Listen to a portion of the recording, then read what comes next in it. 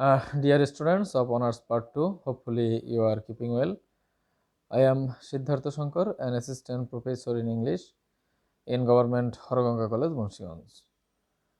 Dear students, we are continuing learning from your course, that is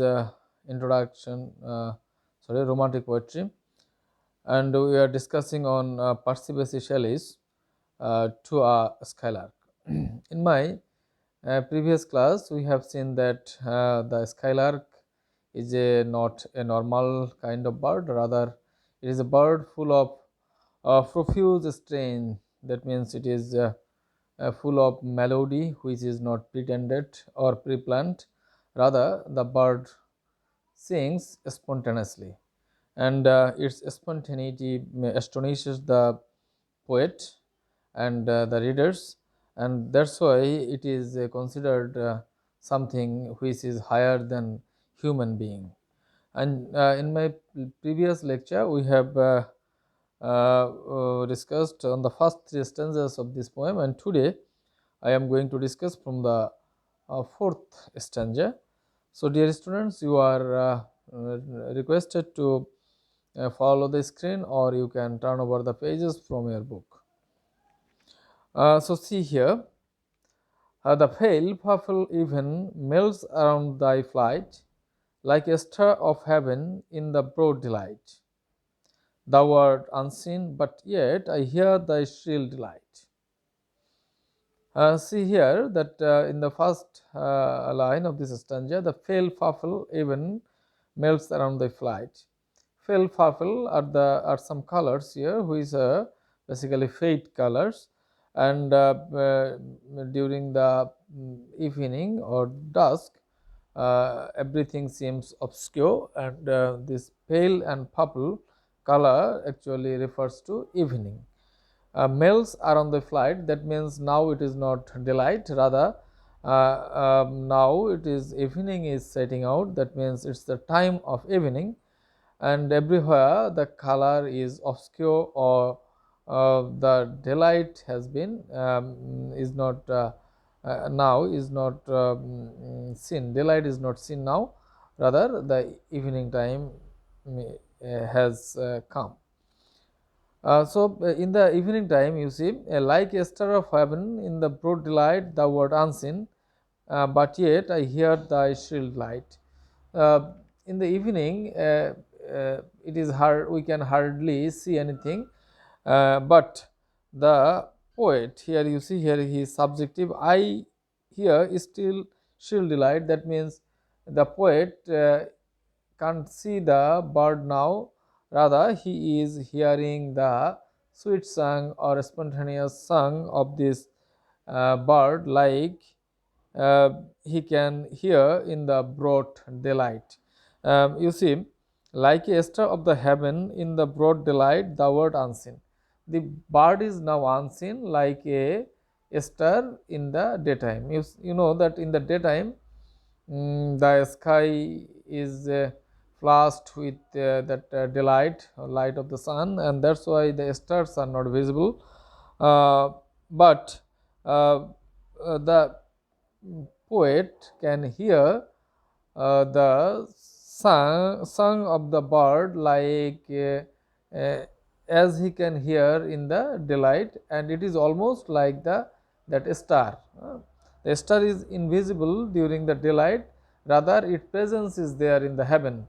It is not vanished. The sky, we can't see it, but its presence is there. Similarly, the bird is also present there in the sky.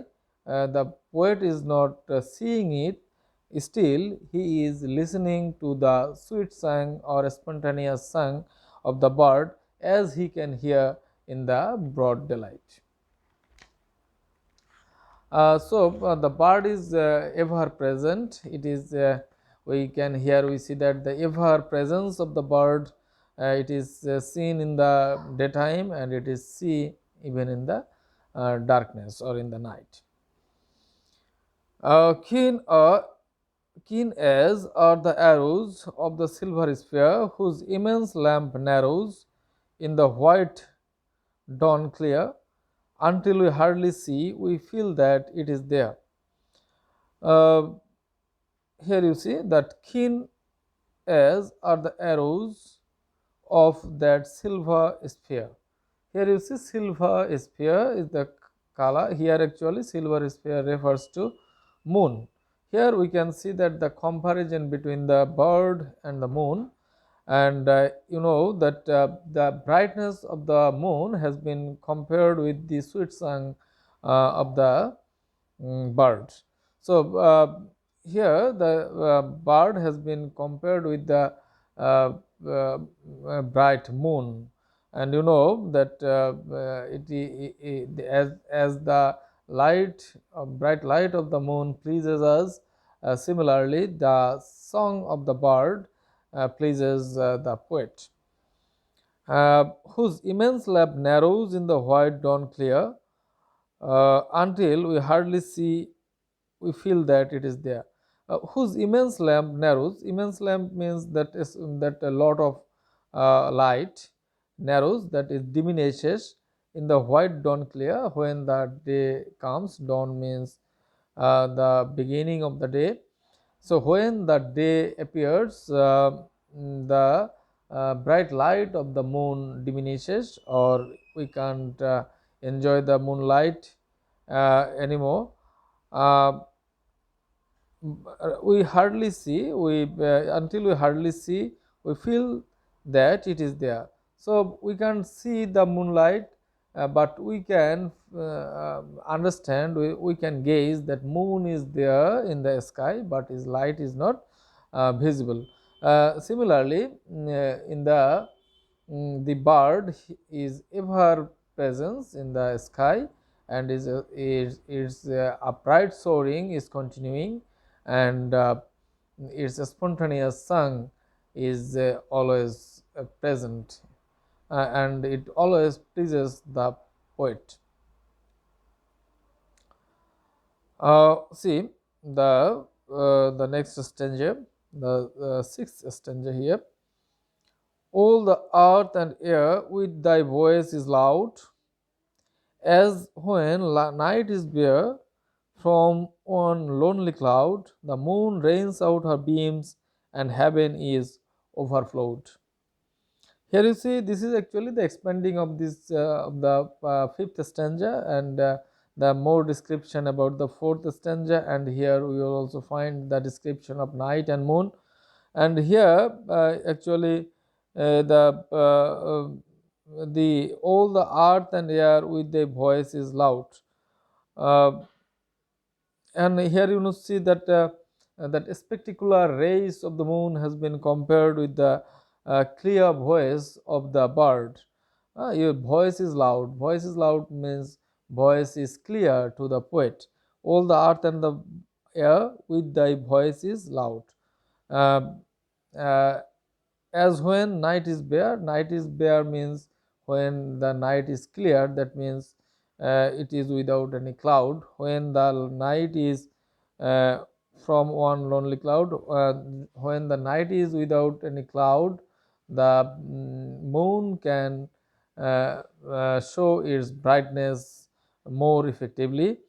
Similarly, the voice of the bird, or the song of the bird, is very much clear to the bird, to the poet, and it is overwhelming the earth and air. It is filling the earth and the air. The moon rains out her beams, and heaven is overflowed. And you know, when the sky is cloudless at night, the moon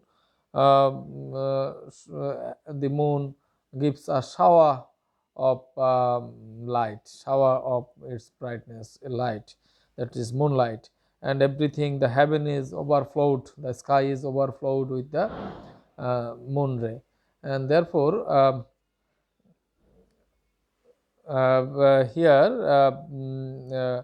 the bird is not visible, but as it is but in the night, like a cloudless night, the moon gives its bright rays on the earth and in the skies, and similarly the song of the bird is very much clear to the poet. And dear students, here in these three stanzas we have found that powerful song, or that clear song of the bird even during the night. And the poet, he found some extraordinary quality of the in this song of this bird, and it is of course a spirit which is a heavenly spirit. And in the beginning of the poet we have seen that the poet has profound respect on this on the song of this bird. So dear students, today we can end my class here, and in my next class we will continue my discussion from the next stanzas. So thank you for watching.